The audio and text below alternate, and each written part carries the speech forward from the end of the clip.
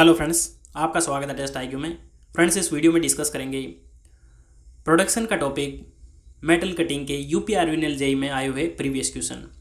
तो एक एक क्वेश्चन को हम बहुत ही डिटेल में डिस्कस करेंगे। तो यदि आने वाले आपके एग्ज़ाम में काफ़ी हेल्प हो सकती हैं, तो वीडियो को लास्ट तक ज़रूर देखें और एक एक क्वेश्चन को हम डिटेल में डिस्कस करेंगे। और वीडियो को पॉज करके आप हर एक क्वेश्चन का आंसर खुद कर सकते हैं, उसके बाद में आप सॉल्यूशन देख सकते हैं। तो चलिए शुरू करते हैं। पहला क्वेश्चन है, in a single point turning operation with a cemented carbide and steel combination having Taylor exponent 0.25 if the cutting speed is halved the tool life will be. तो यहाँ पे सिंपल सा क्वेश्चन ये है कि यदि हम कटिंग स्पीड को आधी कर दें तो उसकी लाइफ पे क्या फ़र्क होगा। आधी रह जाएगी, 2 टाइम्स हो जाएगी, 8 टाइम्स हो जाएगी या फिर 16 टाइम हो जाएगी। तो ये यहाँ पे आपको वीडियो को पॉज करना है और फॉर्मूला लगा के आपको आंसर निकालना है। यदि आपको फॉर्मूला आता है तो बहुत ही इजी क्वेश्चन है। और यहाँ पे ये क्वेश्चन देखिए कितने एग्जाम में पूछा गया है। इसरो में पूछा गया है और इसरो में 2-3 बार पूछा गया है। यूपी आरवीएनएल जेई और एमपी में भी जेई एग्जाम में पूछा गया है। तो काफ़ी इंपॉर्टेंट क्वेश्चन है। और टेलर टू लाइफ इक्वेशन से एक क्वेश्चन कई बार पूछा जाता है, कई बार फॉर्मूले से रिलेटेड क्वेश्चन पूछा जाता है और नहीं तो छोटा न्यूमेरिकल पूछा जाता है। तो यहाँ पे हम क्या करेंगे, फॉर्मूला लगाएंगे टेलर टू लाइफ इक्वेशन का। तो टेलर टू लाइफ इक्वेशन का फॉर्मूला क्या है, V T to the power n बराबर कॉन्स्टेंट। ये फॉर्मूला है। ये फॉर्मूला आपको याद रखना है, Taylor to life equation. v यहाँ पे क्या है, v स्पीड है और t जो है टूल की लाइफ है और n जो है आपका एक्सपोनेंट है जो कंडीशन पे डिपेंड करता है, कटिंग कंडीशन पे। और ये आपका c जो है कांस्टेंट है। तो v t to the power n बराबर कांस्टेंट। तो यदि मैं कांस्टेंट को हटाता हूँ तो v1 t1 की पावर n बराबर क्या हो जाएगा, v2 t2 की पावर n, ये हो जाएगा। अब यहाँ पे क्या क्वेश्चन में पूछा गया है, यहाँ पे दिया गया है कि एक्सपोनेंट जो है n की वैल्यू आपको 0.25 दे रखी है, लेकिन कटिंग स्पीड जो है यदि हम हाफ कर देंगे तो लाइफ पे क्या फ़र्क पड़ेगा।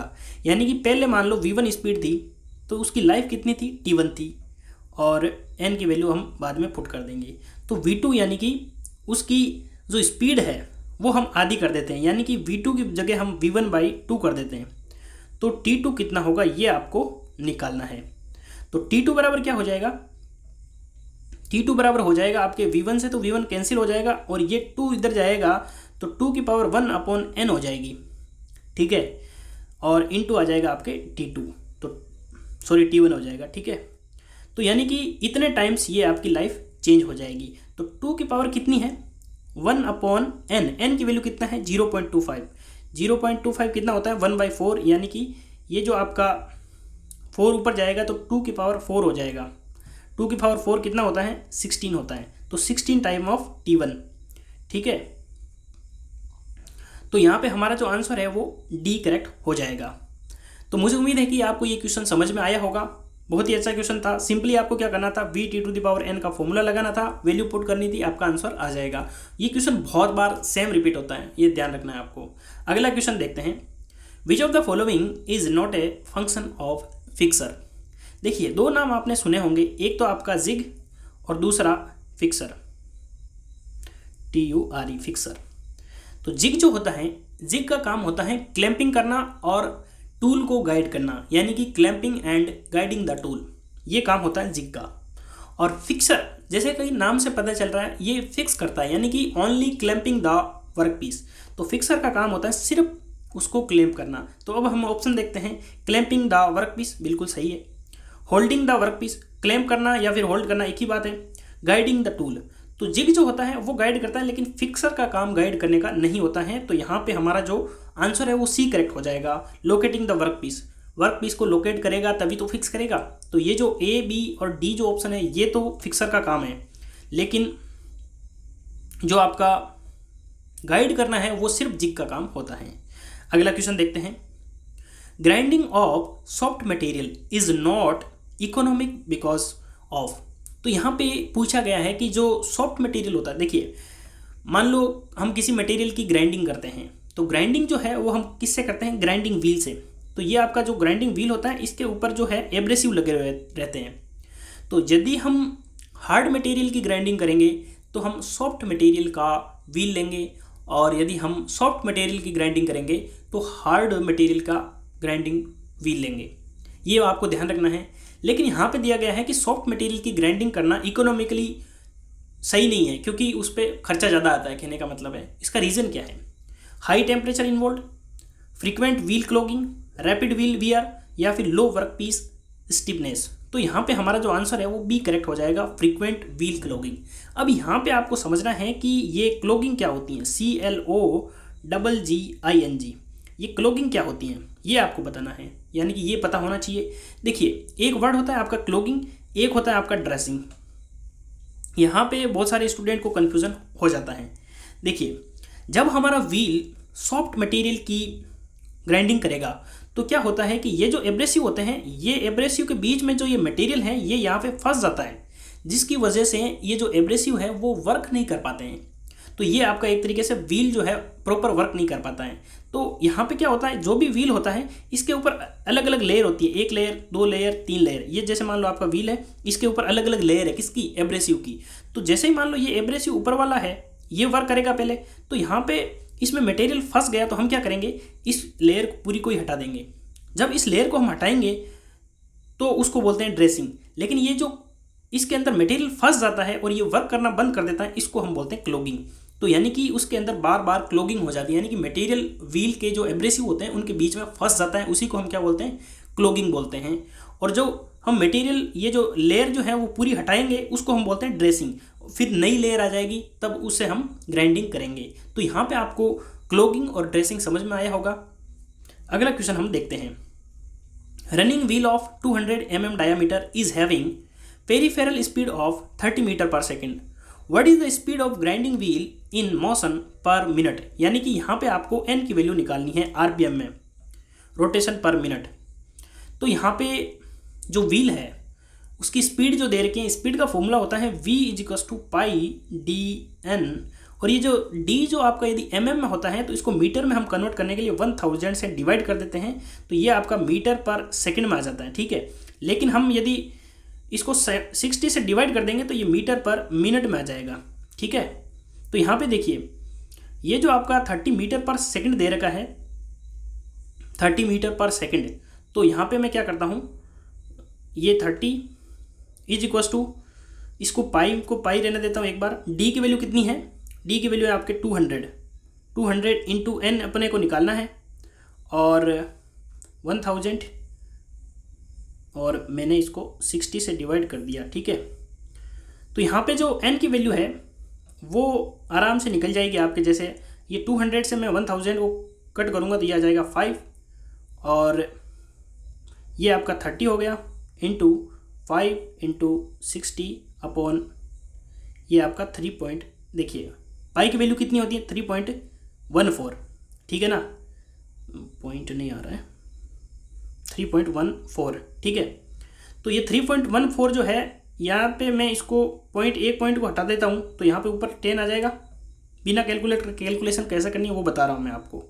तो यहाँ पे ये 31 हो जाएगा यदि ऊपर 10 लाऊंगा, तो ये 31 से मैं यदि कैंसिल करता हूँ, यानी कि आप यहाँ पे ऑप्शन देखोगे तो बहुत ज़्यादा डिफरेंस है ऑप्शन में। तो यदि आप एवरेज वैल्यू भी लेते हैं, देखिए 60 × 5 × 10 करोगे तो 3000 आएगा। तो 3000 तो नज़दीक किसके हैं, यानी कि नीचे थोड़ी वैल्यू ज़्यादा है तो 3000 से कुछ वैल्यू कम आएगी, यानी ऑप्शन यहाँ पे ए करेक्ट हो जाएगा, 2866। देखिए, आप एग्जैक्ट वैल्यू निकालोगे तो आप यहाँ पे तो निकाल सकते हो, लेकिन एग्जाम में क्या होता है कि कैलकुलेटर होता नहीं है, तो वहाँ पे एवरेज वैल्यू अपन देख सकते हैं। लेकिन ऑप्शन भी एग्जामिनर ऐसे देता है कि आप इजीली कर पाएंगे। देखिए यहाँ पे आप देख सकते हैं वैल्यू जो है, एक तो सिर्फ 95 है, एक 11460 वैल्यू है, और ये है आपके 5630, और ये 3000 के आसपास है, यानी बहुत ज़्यादा डिफरेंस है। इसका रीज़न क्या है कि आप एवरेज वैल्यू ले सकते हैं।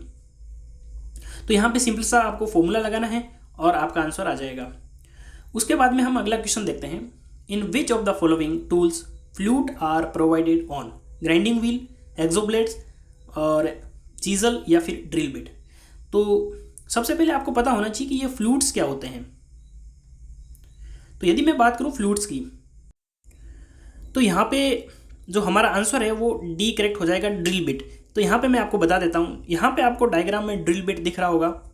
तो इसके ऊपर ये जो लाइनर होते हैं ना, ये इसे ही हम क्या बोलते हैं, फ्लूट बोलते हैं। ये जो पीछे का पार्ट होता है ये शैंक होता है, और जहाँ पे हम ड्रिलिंग करते हैं उस पोर्शन को हम बॉडी बोलते हैं, और इसके ऊपर जो स्पाइरल शेप में लाइनिंग होता है, जो आपका चिप्स होता है वो बाहर निकालने के लिए होता है, तो उसे हम बोलते हैं फ्लूट्स।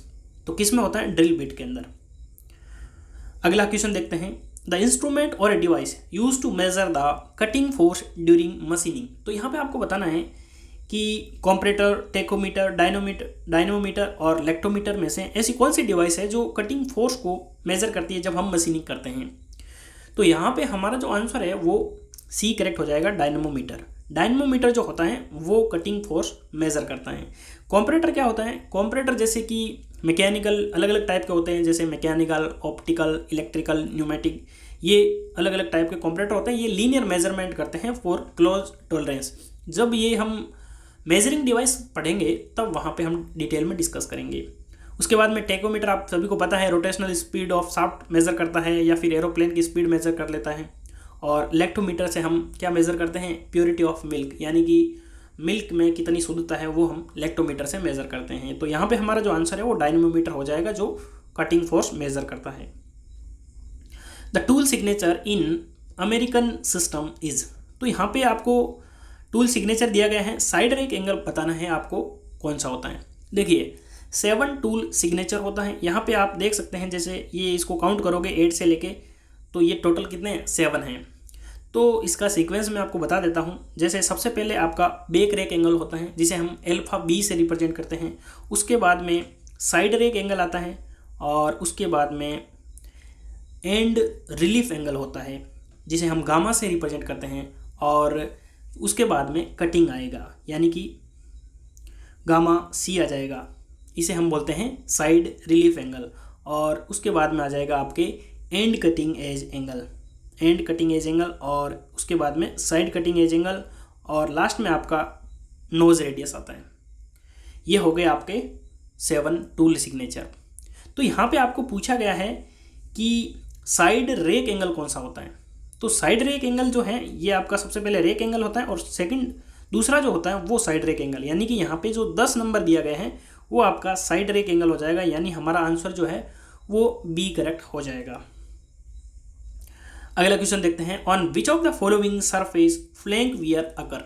देखिए सिंगल पॉइंट कटिंग टूल जो होता है ना, जैसे मान लो यहाँ पे मैं थोड़ा आपको बेसिक तौर पे बता देता हूँ। जैसे ये जो आपका सरफेस होता है उसे हम क्या बोलते हैं, उसे हम बोलते हैं फेस, और ये जो नीचे की साइड होता है उसे हम बोलते हैं फ्लैंक। तो ये आपका हो गया फेस और ये आपका फ्लैंक, ठीक है।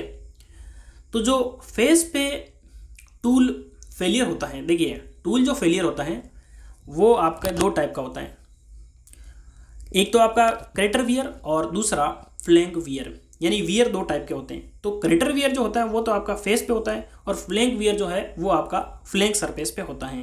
तो यहाँ पे आपको पूछा गया है कि जो आपका फ्लैंक वियर है वो किस पे होगा। तो nose of the tool, nose पे तो नहीं होगा। रेक पे कौन सा होता है, crater wear. Relief of the tool, देखिए रिलीफ कहो या फिर फ्लैंक कहो एक ही बात है। तो यहाँ से हमारा आंसर जो है सी करेक्ट हो जाएगा, रिलीफ ऑफ द टूल, यानी कि ये जो फ्लैंक है उसी को हम बोलते हैं relief. Tool life can be increase by increasing. देखिए जो हमारा कटिंग स्पीड है और फीड है और डेप्थ ऑफ कट है, ये यदि हम इंक्रीज करते हैं तो टूल की लाइफ डिक्रीज होती है। जैसे मान लो मैं कटिंग स्पीड की बात करूं, यदि हम कटिंग की स्पीड बहुत ज़्यादा कर देंगे तो वहाँ पे टेम्परेचर इंक्रीज होगा, और सिमिलरली फीड और डेप्थ ऑफ कट इन सभी में है, जब मेटल रिमूव ज़्यादा होगा तो वहाँ पे टेम्परेचर इंक्रीज ज़्यादा होगा, जिसकी वजह से टूल की लाइफ जो है वो डिक्रीज हो जाएगी। लेकिन यदि हम नोज रेडियस को इंक्रीज कर देते हैं तो वहाँ पे टूल का जो फेलियर है वो कम होगा, यानी कि टूल की जो घिसाई है वो कम होगी। लेकिन जो टूल की जो नोज रेडियस है वो हम यहाँ पे ये जो टिप होता है ना, इसी को हम क्या बोलते हैं, नोज रेडियस बोलते हैं। तो ज़्यादा हम इसको नहीं बढ़ा सकते, एक लिमिट तक ही बढ़ा सकते हैं। यदि हम एक लिमिट से ज़्यादा बढ़ाएंगे तो वहाँ पे क्या होगा कि वहाँ पे चैटरिंग हो जाएगी। चैटरिंग का मतलब है टूल जो है आपका वो कंटिन्यूअस जो है वो वर्कपीस के साथ में जुड़ा नहीं रहेगा, वो अपनी जगह छोड़ेगा, जिससे टिक टिक की आवाज़ आएगी, उसी के हम क्या बोलते हैं, चैटरिंग ऑफ टूल। तो नोज रेडियस इंक्रीज करने से टूल लाइफ जो है वो इंक्रीज होती है, लेकिन एक लिमिट तक ही हम नोज रेडियस को इंक्रीज कर सकते हैं। अगला और लास्ट क्वेश्चन है, a work piece is turn on a lathe और at 100 metre per minute cutting speed 0.4 mm per revolution and 1.5 mm depth of cut, what is the rate of metal remove. तो यहाँ पे देखिए answer जो आपको किस में दे रखा है, यहाँ पे यदि आपको फॉर्मूला नहीं पता है तो आप यदि ऑप्शन देखोगे तो मेटल जो रिमूव होती है वो हमेशा वॉल्यूम होता है mm³ पर मिनट। तो mm³ पर यानी कि ये आपका क्या है, वॉल्यूम। वॉल्यूम जो है यूनिट टाइम में कितना वॉल्यूम रिमूव हो रहा है उसी को हम क्या बोलते हैं, मेटल रिमूवल रेट। तो यहाँ पे देखिए यदि आप एरिया की बात करोगे तो आप कटिंग स्पीड को और डेप्थ ऑफ कट को मल्टीप्लाई कर दोगे तो आपका यहाँ पे आंसर आ जाएगा। तो यहाँ पे आपको सिंपली वॉल्यूम निकालना है। तो वॉल्यूम कैसे निकालोगे, तो 0.4 इंटू आपकी 1.5 को मल्टीप्लाई कर दोगे और इंटू ये कितना देर का 100 मीटर पर मिनट, लेकिन हमको क्या mm में निकालना है, तो 100 को इंटू 10⁻³ से मल्टीप्लाई करेंगे तो यहाँ पे हमारा जो mm पर मिनट आ जाएगा। ठीक है, तो इसको यदि आप सोल्व करते हो तो ये आपका कितना हो जाएगा, 1.5 इंटू 4 0.6 हो जाएगा, 0.6 इंटू 100 करेंगे तो ये आपका 60,000 आंसर आ जाएगा, mm³ पर मिनट आ जाएगा। ठीक है, तो यहाँ पे जो हमारा आंसर है वो बी करेक्ट हो जाएगा। यानी कि जब भी आपको मेटल रिमूवल रेट पूछे तो आपको वॉल्यूम निकाल देना है और वहाँ पे टाइम का यदि वैल्यू आ जाएगा साथ में, तो यानी कि जब स्पीड से हम मल्टीप्लाई साथ में कर देते हैं तो वहाँ पे जो मेटल रिमूवल रेट आ जाती है, रेट यानी कि जो टाइम पे डिपेंड करता है। तो यहाँ पे हमने जो है टोटल 10 क्वेश्चन जो है डिस्कस किए हैं, एक एक क्वेश्चन हमने डिटेल में डिस्कस किया है। तो आपको वीडियो कैसा लगा कमेंट बॉक्स में ज़रूर बताना, और यदि आपको वीडियो पसंद आता है तो वीडियो को लाइक शेयर ज़रूर करें और चैनल पर पहली बार विजिट कर रहे हैं तो सब्सक्राइब ज़रूर करें। Thank you.